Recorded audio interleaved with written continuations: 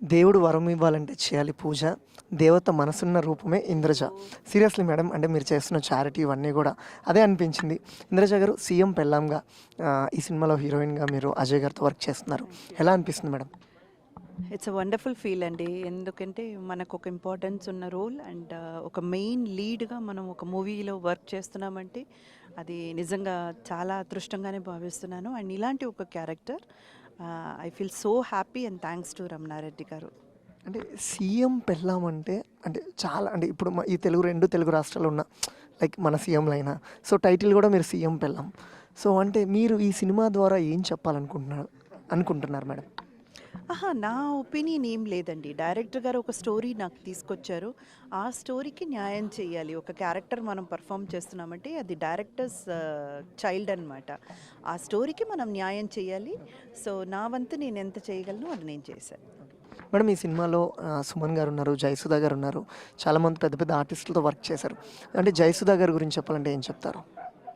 జయసుధ గారు యాక్చువల్గా మా కాంబినేషన్ జస్ట్ ఒక్క రోజు ఉండిందండి. అందులో కూడా నేను ఆవిడ కలిసి కాంబినేషన్ అయితే లేదు. కానీ అదే సేమ్ డే మేడం వచ్చి వర్క్ చేసి వెళ్ళారు. బట్ ఇంతకుముందు నేను శతమాన భవతి చేసున్నాను కదా! సో కొంచెం ముందుకు రండి. శతమాన భవతి చేసున్నాను కాబట్టి నాకు ఆవిడ పరిచయం ఉన్నారు. And she is a great artist, legend.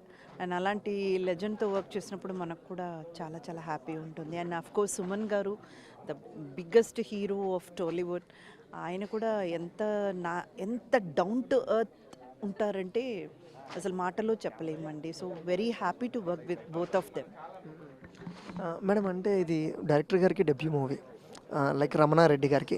అంటే మీరు సినీ పరిశ్రమలో చాలా చాలా వెల్ నోన్ ఆర్టిస్ట్. సో ఇలాంటి సినిమా నేను చేస్తే ఎక్కడ తగ్గుతుందేమో అలా ఏమన్నా అనుకున్నారంటే ఈ కథ విన్నప్పుడు గాని అలా? లేదండి. అదే ఇందాక నేను మన వీళ్ళు రిపోర్టర్స్ అడిగినప్పుడు కూడా నేను చెప్పింది అదే. మనం గౌరవించే ఆర్టిస్ట్‌తో వర్క్ చేయడం అన్నది గ్రేట్ అండి. కానీ మనల్ని గౌరవించే వాళ్ళతో వర్క్ చేయడం అన్నది ఇంకా గ్రేట్. వాళ్ళని ఎప్పుడు అలాగా ఒక తక్కువ చూపు చూడకూడదండి.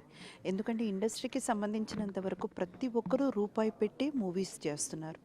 ప్రతి ఒక్క రూపాయికి వాల్యూ ఉంది. అండ్ అలాగే ఒక క్రియేటర్‌కి కూడా అంతే వాల్యూ ఉంది. అది చిన్న పెద్ద అనేది మనం చూడడం కరెక్ట్ కాదు.